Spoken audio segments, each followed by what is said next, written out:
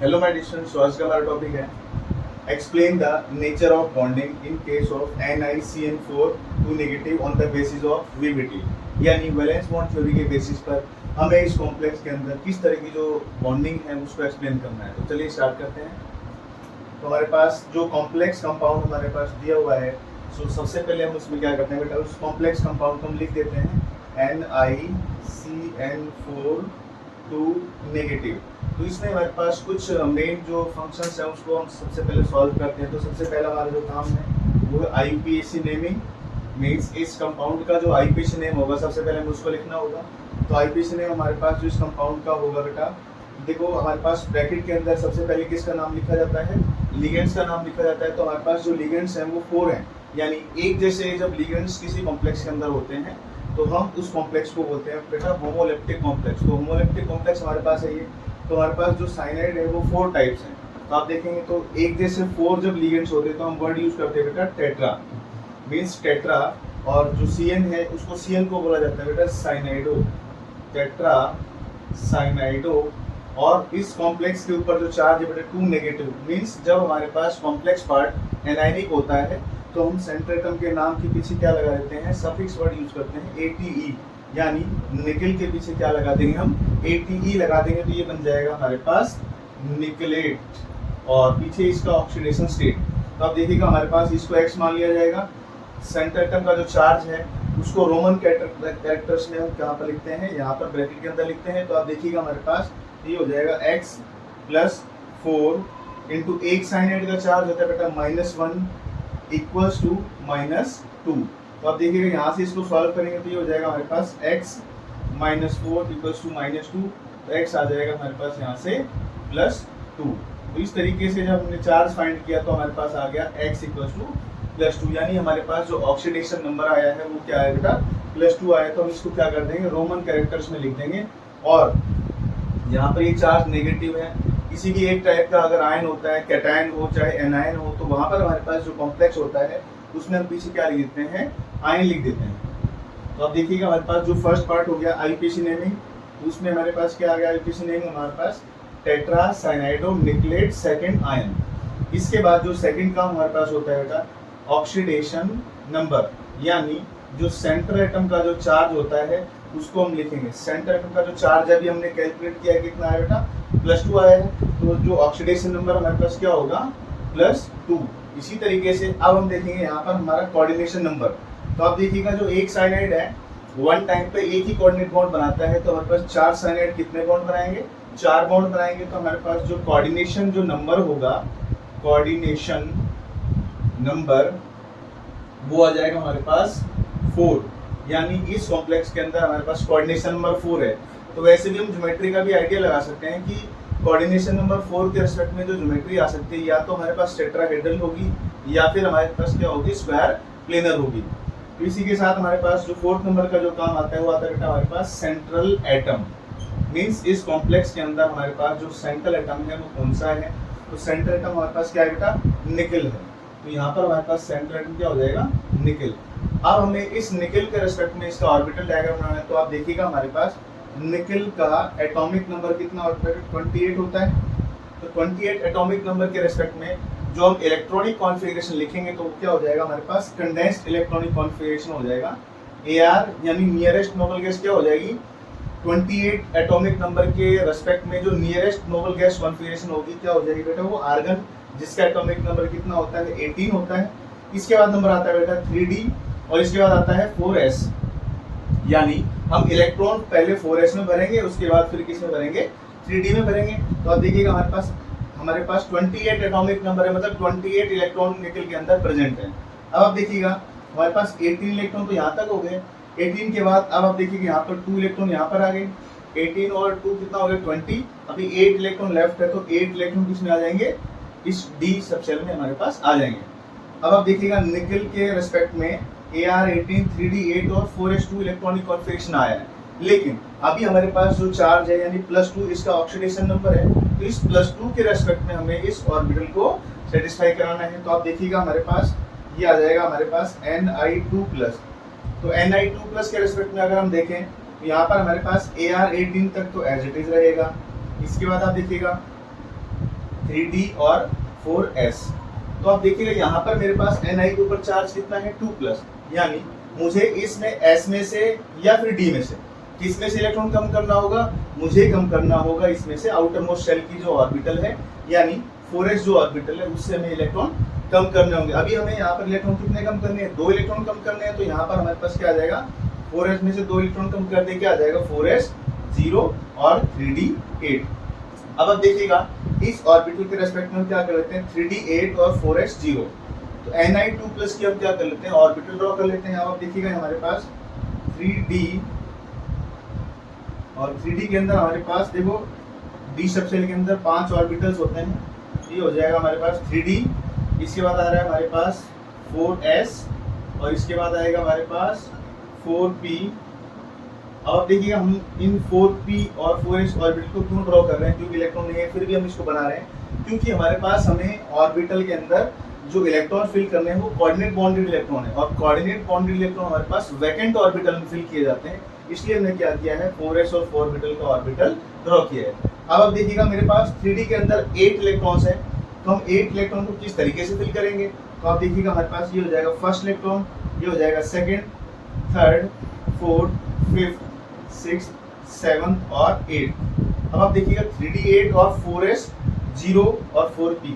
अब आप देखिएगा यहाँ पर हमें जो बॉन्ड बनाना, अभी तक जो काम था वो था सेंट्रल एटम का। अब आएंगे लिगेंड्स के इलेक्ट्रॉन और उसका इन्वॉल्वमेंट। अब हमारे पास जो साइनाइड्स हैं वो 4 साइनाइड हैं और एक कोऑर्डिनेट बॉन्ड में 2 इलेक्ट्रॉन यूज होते हैं, तो हमारे पास 4 साइनाइड के कितने इलेक्ट्रॉन होंगे, 8। अब उन 8 इलेक्ट्रॉन्स को हम वैकेंट ऑर्बिटल्स में फिल करेंगे, लेकिन उससे पहले हमें Cn का जो फील्ड स्ट्रेंथ है उसके बारे में हमें पता होना चाहिए। तो उसके लिए हम एक शॉर्ट ट्रिक का यूज करते हैं जिसको कहते हैं बेटा Cn और O, यानी हमारे पास ये 3 एलिमेंट्स जैसे कार्बन हो गया, नाइट्रोजन हो गया और ऑक्सीजन हो गया, इन 3 एलिमेंट से अगर कोऑर्डिनेट बॉन्ड बना हुआ है तो वो जो लिगेंड होगा हमारे पास वो स्ट्रॉन्ग फील्ड की कैटेगरी में आएगा। यानी ये हमारे पास एक शॉर्ट ट्रिक होगी याद रखने के लिए। तो आप देखिएगा CnO यानी कार्बन, नाइट्रोजन और ऑक्सीजन, इन 3 इलेक्ट्रॉन से अगर हमारे पास कोऑर्डिनेट बॉन्ड बना हुआ है तो ये हमारे पास कैसे होंगे, स्ट्रॉन्ग फील्ड लिगेंड्स की कैटेगरी में आएंगे। जिसमें से हमारे पास क्या है कि ऑक्सीजन का एक एक्सेप्शन आता है जो कि H2 होता है, तो हमारे पास अगर H2 आएगा तो वीक फील्ड हो गया। इसके अलावा हमारे पास कार्बन, नाइट्रोजन, ऑक्सीजन के जो हमारे लिगेंड्स होंगे वो सभी क्या होंगे, स्ट्रॉन्ग फील्ड की कैटेगरी में आएंगे। तो आप देखिएगा Cn में जो बॉन्ड है वो कार्बन की तरफ से बना हुआ है, तो ये क्या हो जाएगा, हमारे पास स्ट्रॉन्ग फील्ड की कैटेगरी में आएंगे। तो जब भी हमारे पास CnO की बॉन्डिंग अगर होती है तो वहां पर हमें क्या करना होता है बेटा, पेयरिंग करानी होती है। यानी हमारे पास यहाँ पर इस कॉम्प्लेक्स के अंदर क्या होगा, पेयरिंग होगी।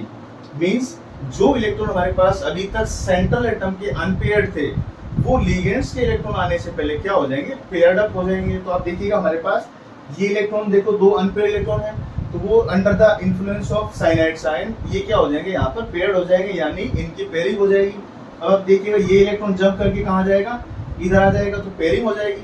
अब आप देखिएगा हमारे पास इसका नया ऑर्बिटल अगर हम बनाएंगे ये हो जाएगा हमारे पास 1 2 3 4 5, यानी 3d 4s 4p, और इसमें हमारे पास अभी इलेक्ट्रॉन आप देखिएगा 3d के अंदर first, second, third, fourth, fifth, sixth, seventh और 8। अब आप देखिएगा पेयरिंग कराने के बाद हमारे पास एक ऑर्बिटल क्या हो गया, वैकेंट हो गया। अब हमारे पास क्या हो जाएगा, लिगेंड्स के इलेक्ट्रॉन को अभी हम फिल करेंगे, क्योंकि बिना पेयरिंग के हम इसमें अगर फिल करते तो हमारे पास जो है ज्योमेट्री और इसके अनपेयर्ड इलेक्ट्रॉन या पैरामैग्नेटिक बिहेवियर जो है सभी गलत आते हैं। अब आप देखिएगा हमारे पास जो साइनाइड्स हैं, 4 साइनाइड्स के लिए हमें 4 वैकेंट ऑर्बिटल चाहिए, तो हम कंटिन्यूटी में यूज कर लेंगे उन ऑर्बिटल्स को। आप देखिएगा तो हमारे पास अब हमें साइनाइड्स यानी लिगेंड्स के इलेक्ट्रॉनों को हमें किसी और पैटर्न से शो करना होगा, तो हम क्रॉस से शो कर लेते हैं। ये हमारे पास पहले साइनाइड के इलेक्ट्रॉन हो गए, ये दूसरे साइनाइड के इलेक्ट्रॉन हो गए, ये तीसरे साइनाइड के इलेक्ट्रॉन हो गए और ये चौथे साइनाइड के इलेक्ट्रॉन हो गए। तो आप देखिएगा हमारे पास ये Cn के इलेक्ट्रॉन्स हैं, Cn Cn और Cn। तो आप देखिएगा हमारे पास 4 साइनाइड के क्रॉस वाले इलेक्ट्रॉन का मतलब है ये लिगेंड्स के इलेक्ट्रॉन है और कोऑर्डिनेट बॉन्डेड इलेक्ट्रॉन है। तो आप देखिएगा हमारे पास अब हमें क्या करना है, हाइब्रिडाइजेशन निकालना है। तो आप देखिएगा हमारे पास जो हाइब्रिडाइजेशन का मतलब है, यहाँ पर जो हाइब्रिडाइजेशन होगा यानी हमारे पास 4s और 4p और इसके अलावा 3d। तो हम जिस ऑर्बिटल में क्रॉस वाले इलेक्ट्रॉन यूज हो रहे हैं उन्हीं ऑर्बिटल को हम यहाँ पर लिखेंगे। तो आप देखिएगा एक तो d ऑर्बिटल में क्रॉस के इलेक्ट्रॉन यूज हो गए, तो हम यहाँ से शुरुआत करेंगे d। इसके बाद s का शुरुआत हो रहा है और p के कितने ऑर्बिटल यूज हो रहे हैं, 2 ऑर्बिटल यूज हो रहे हैं, यहाँ पर हो जाएगा dsp2।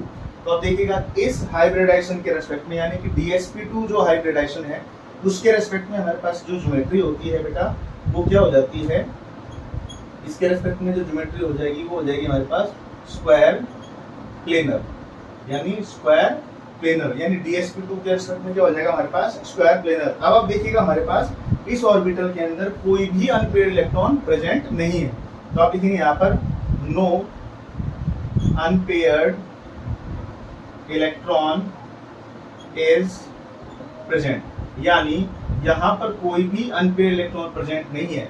अगर एक भी अनपेयर्ड इलेक्ट्रॉन प्रेजेंट नहीं होता है तो वो क्या होता है बेटा, हमारे पास डायमैग्नेटिक कॉम्प्लेक्स होता है। So it is diamagnetic in nature. अब आप देखिएगा डायमैग्नेटिक है तो यहाँ पर ये कलर प्रॉपर्टी भी शो नहीं करेगा, तो ये हो जाएगा हमारे पास इट इज कलरलेस कॉम्प्लेक्स।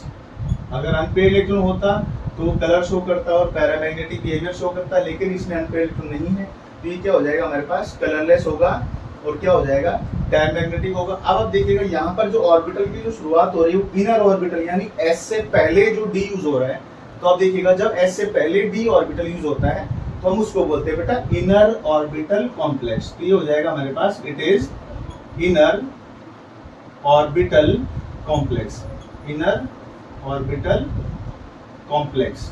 इस तरीके से हम क्या कर सकते हैं, इनर और आउटर ऑर्बिटल का कॉम्प्लेक्स के बारे में हम जो है इसमें इंफॉर्मेशन ले सकते हैं। इस तरीके से हम क्या कर सकते हैं, जो बॉन्डिंग है वैलेंस बॉन्ड थ्योरी के अकॉर्डिंग इस कॉम्प्लेक्स के अंदर हम एक्सप्लेन कर सकते हैं, जिसके अकॉर्डिंग आप देखिएगा सबसे पहले हमने आईपीसी नेम लिखा, इसके बाद हमारे पास क्या है ऑक्सीडेशन नंबर जो कि +2 था, कोऑर्डिनेशन नंबर इसका 4 था, सेंटर एटम हमारे पास निकल था, निकल का हमने क्या किया उसमें इलेक्ट्रॉनिक कॉन्फ़िगरेशन लिखा, ये हो गया AR18 3D8 4s2।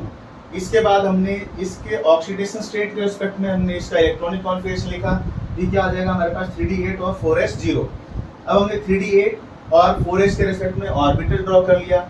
इसके बाद हमने ये चेक किया कि हमारे जो लिगेंड्स हैं वो हमारे पास स्ट्रॉन्ग है या वीक है, तो हमने इसके लिए ट्रिक बताई कि CNO अगर इससे बॉन्डिंग हो रही है तो वो स्ट्रॉन्ग फील्ड होगा और उसमें क्या हो जाएगी पेयरिंग होगी।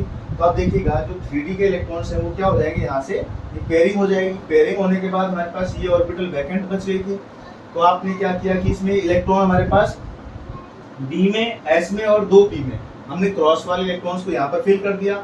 इसी के साथ हमारे पास क्या हो जाएगा D, S और 2p, हमारे पास क्या आ जाएगा हाइब्रिडाइजेशन dsp2 आ जाएगा, जिसके रेस्पेक्ट में हमारे जो ज्योमेट्री हो जाएगी वो आ जाएगी स्क्वायर प्लेनर।